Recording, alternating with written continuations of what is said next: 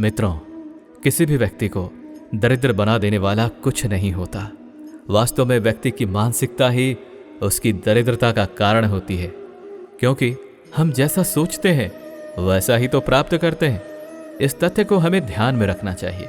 मानव जीवन में विचारों का महत्वपूर्ण स्थान होता है और ये सत्य है कि कोई व्यक्ति खुली आंखों से अपने सपनों को पूरा करने की सोचता है तो कोई व्यक्ति बंद आंखों से। मित्रों, आज हम इस वीडियो के माध्यम से आपको उन बातों के बारे में बताएंगे जिनसे आप भी एक ऐसी मानसिकता विकसित कर सकते हैं जिससे आप भी अपने जीवन में सफलता और शांति को प्राप्त कर सकें। और अगर आपको दरिद्रता या गरीबी ने जकड़ रखा है तो उसे हमेशा के लिए समाप्त कर सकें, या आपके जीवन में कभी भी भविष्य में आने वाली गरीबी और दरिद्रता को स्वयं की जिंदगी से कोसों दूर रख सकें। तो इस रहस्य को समझने के लिए आपको इस कहानी को सुनना चाहिए। एक समय की बात है, गांव में एक मास्टर जी ने अच्छी शिक्षा देने के उद्देश्य से एक स्कूल की स्थापना की। उस स्कूल में बहुत सारे शिष्य पढ़ने आया करते थे।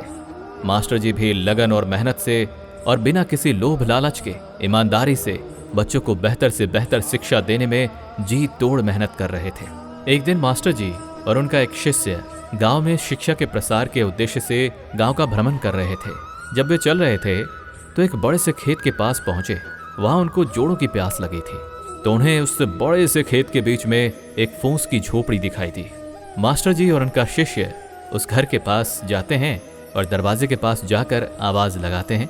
कुछ ही देर बाद दरवाजा खुलता है और अंदर से एक व्यक्ति आता है जिसके साथ में उसकी पत्नी और 3 बच्चे भी होते हैं, जो बहुत ही गरीब और दरिद्र अवस्था में दिख रहे थे। वो बहुत ही पुराने और फटे हुए कपड़े पहन रखे थे। मास्टर जी उन लोगों से विनम्रता भरी आवाज में पूछते हैं, क्या हमें पीने के लिए पानी मिल सकता है क्या? वो व्यक्ति अंदर से पानी लेकर आता है, जिसे मास्टर जी और उनका शिष्य अपनी प्यास बुझाते हैं। फिर अचानक मास्टर जी उस व्यक्ति से कहते हैं, आपका खेत तो बहुत बड़ा है, परंतु इसमें कोई फसल नहीं है। इसके बाद ये लोग अपने कामकाज के बारे में बताते हैं। मास्टर जी इस बात को सुनकर सोचते हैं और कहते हैं, आज की रात हम यहीं रुक जाते हैं। फिर मास्टर जी उस व्यक्ति से रुकने की अनुमति मांगते हैं और वो व्यक्ति मान भी जाता है और मास्टर जी और उनका शिष्य वहीं ठहर जाते हैं। आधी रात बीत चुकी थी। तभी अचानक मास्टर जी नींद से जाग उठते हैं और अपने शिष्य के कान के पास जाकर एकदम से धीरे से आवाज में कहते हैं, अब हमें यहाँ से चलना चाहिए और इसी ओर चलना चाहिए और इसके बैल को भी साथ में लेकर जाना है और जंगल में एक किसी दूसरे व्यक्ति के यहाँ छोड़ देना है। मास्टर जी की इस प्रकार की बातों के कारण शिष्य थोड़ी देर के लिए अचंभित हो गया, क्योंकि यही तो वो मास्टर जी हैं जो इतना ज्ञान दिया करते थे, परंतु आज पहली बार किसी के साथ गलत करने की सलाह देते हैं। ऐसा कैसे हो सकता है? लेकिन शिष्य मास्टर जी की बातों का अवहेलना तो नहीं कर सकता था। आखिरकार वे मास्टर जी और शिष्य जंगल की ओर बढ़ते हैं। जब उन्होंने उसके बैल को कहीं दूर ले जाकर एक किसी दूसरे व्यक्ति के यहाँ छोड़ दिया, जहाँ से उन बैलों का वापस आना तो बहुत मुश्किल था। इसके बाद वो मास्टर जी और शिष्य वहां से निकल जाते हैं। लेकिन शिष्य हमेशा सोचता रहता था कि आखिर मास्टर जी ने उस भले और गरीब इंसान के साथ ऐसा क्यों किया। लगभग 10 वर्ष बीत जाते हैं और वो शिष्य खुद एक बड़ा व्यापारी बन जाता है। तब उसके मन में फिर से वही प्रश्न अक्सर आने लगा। फिर एक दिन उसने सोचा कि क्यों नहीं उस गरीब व्यक्ति से मिला जाए जिसकी बैलों को हमने किसी और के यहाँ छोड़ी थी, और उसे कुछ आर्थिक सहायता दे दूं जिससे उसका जीवन खुशहाल बन सके। इस सोच के साथ वो निकल पड़ता है और कुछ ही समय में उस व्यक्ति के पास पहुंच जाता है। लेकिन वहां का दृश्य देखकर वो चौंक जाता है, क्योंकि अब उस खेत में कई पेड़ पौधे के साथ साथ कई प्रकार के फल भी थे। लेकिन वहां उस झोपड़ी के बजाय एक विशाल और सुंदर महल था। इसे देखकर शिष्य के मन में विचार आता है कि शायद वो व्यक्ति सब कुछ बेचकर इस जगह पर बस गया होगा। और यही सोचते हुए वो फिर से उस व्यक्ति के पास जाकर कहता है, शायद आप मुझे नहीं पहचानते, कुछ वर्ष पहले हम एक दिन मिले थे। तब वो व्यक्ति कहता है, मैं आपको कैसे भूल सकता हूँ, आप तो उस दिन बिना बताए ही यहाँ से चले गए थे, और उसी दिन हमारे बैल भी पता नहीं कहाँ चले गए थे, जो वापस ही नहीं आए। कुछ दिनों तक मैं बहुत परेशान था, कुछ समझ नहीं आ रहा था कि अब क्या करें, परंतु जीवन जीने के लिए कुछ न कुछ तो करना भी जरूरी था। इसलिए मैंने लकड़ियों को काटकर बेचने का काम शुरू किया। जो भी पैसे मुझे मिले उन्हें मैंने अपने खेतों में लगाकर फसलें उगा ली। मैंने जी तोड़ मेहनत किया, क्योंकि मुझे इस तरह से खेती करने में बहुत ज़्यादा मन लग रहा था। फसल बहुत अच्छी हुई, जिसे मैंने फलों के बगीचे में लगा दिया और उस बगीचे में बहुत अच्छे फल आए।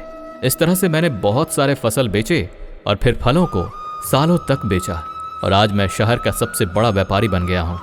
लेकिन ये सब कुछ नहीं हो पाता अगर वो बैल यहाँ से नहीं गए होते, क्योंकि उन्हीं बैलों के जाने के कारण मैंने कोई दूसरा काम तो नहीं किया, लेकिन उसके बदले उस काम को करने का दूसरा रास्ता चुना। लेकिन आज मैं अपनी जिंदगी में बहुत खुश हूँ और शहर का सबसे बड़ा व्यापारी भी हूँ। यह बात सुनकर शिष्य कहता है, ये काम तो तुम पहले भी कर सकते थे। तब वो व्यक्ति बोलता है कि कर तो सकता था, परंतु उस समय मेरी जिंदगी बिना मेहनत के भी चल रही थी। इसी कारण मुझे कभी इस बात का आभास ही नहीं हुआ कि मैं कुछ और काम भी तो कर सकता हूँ। यही कारण है कि मैंने कभी कोशिश ही नहीं की। लेकिन बैल के जाने के बाद मुझे ये एहसास होने लगा कि मैं कुछ और भी कर सकता हूँ, और मैंने उसी समय ये दृढ़ निश्चय किया कि अब अपनी जिंदगी में जो कुछ भी करूँगा वो मैं अपने बल पर करूँगा और अपने काबिलियत के दम पर करूँगा। और इसी संकल्प की वजह से आज मैं इस मुकाम पर पहुँचा हूँ। शिष्य को अब समझ आ गया था कि उसके मास्टर जी ने जानबूझ करके उसके बैल को दूर कहीं किसी और के यहाँ क्यों छोड़ने की बात कही थी। दरअसल मास्टर जी ने देखा कि वो गरीब और आलसी व्यक्ति अपनी मानसिकता के कारण गरीब बना हुआ है, क्योंकि एक तो ना तो वो अपने परिवार की अच्छे से देखभाल कर रहा था और ना ही उसके अपने बैलों की देखभाल कर रहा था। बस वो थोड़ी बहुत खेतों में काम करता और जैसे तैसे अपना जीवन यापन कर रहा था। बैलों को मास्टर जी और उनके शिष्य ने कहीं दूर किसी दूसरे भले और मेहनती व्यक्ति के यहाँ छोड़ आए थे, ताकि उन बैलों का सही से देखभाल भी हो सके। और जब दूसरी ओर वो गरीब और आलसी व्यक्ति सुधर जाता तो फिर उन बैलों को वापस किया जा सके। दोस्तों, इस कहानी को सुनकर ये समझ आता है कि क्या आपके जीवन में भी कोई रुकावट है, और अगर कोई रुकावट है तो उसे पार करने का प्रयास कीजिए। जो आपके पास है ना, उसे खोने का तो भय बिल्कुल मत कीजिए, क्योंकि आपके पास पाने को तो बहुत कम है, लेकिन सफलता के बाद पूरी दुनिया आपकी है।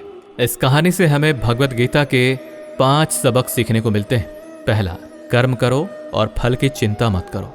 भगवान श्री कृष्ण ने अर्जुन से कर्म करने की महत्वपूर्ण बात की थी, बिना फल की चिंता किए। इस कहानी में प्रमुख पात्र ने अपने कर्मों को पूरी श्रद्धा और मेहनत से किया और फल की चिंता किए बिना ही उसने अपने लक्ष्य को प्राप्त किया। दूसरा, मेहनत और संकल्प से मिलती है सफलता। इस कहानी से हमें यह भी सीखने को मिलता है कि मेहनत, संकल्प और संघर्ष से हम अपने लक्ष्यों को प्राप्त कर सकते हैं। तीसरा, आत्मसमर्पण। जैसे अर्जुन ने अपने गुरु श्री कृष्ण के साथ पूरी श्रद्धा और आत्मसमर्पण से काम किया, वैसे ही अपने कर्मों को आत्मसमर्पण के साथ करना चाहिए। चौथा, कर्म और भाग्य। श्रीमद् भगवद गीता में कहा गया है कि हमें कर्म करना चाहिए, परंतु फल की चिंता नहीं करनी चाहिए। इस कहानी से हमें यह सीखने को मिलता है कि कर्म हमारे भाग्य को निर्धारित नहीं करते, लेकिन हमारे कर्म हमारे भाग्य को सुधार सकते हैं। पांचवा, आत्मसंवाद। इस कहानी में प्रमुख पात्र ने खुद से संवाद किया, खुद से बातचीत की और अपने कार्यों के प्रति अच्छे भाव से काम किया। भगवद गीता में भी आत्मसंवाद का महत्व बताया गया है, जिसे हम अपने मार्ग को स्पष्ट रूप से समझ सकते हैं। इस कहानी के माध्यम से हम ये सीख सकते हैं कि भगवद गीता के सिद्धांतों को हमारे जीवन में कैसे अपनाया जा सकता है और कैसे हम अपने लक्ष्यों को प्राप्त कर सकते हैं।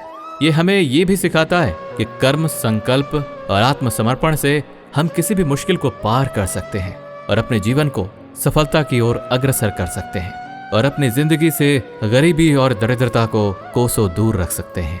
दोस्तों, अगर इस वीडियो से आपने कुछ भी सीखा हो तो कमेंट में जय श्री राधे कृष्णा अवश्य लिख दीजिए और साथ ही इस वीडियो को लाइक और चैनल को सब्सक्राइब कर लीजिए और बेल नोटिफिकेशन आइकन को ऑल पर सेट कर लीजिए।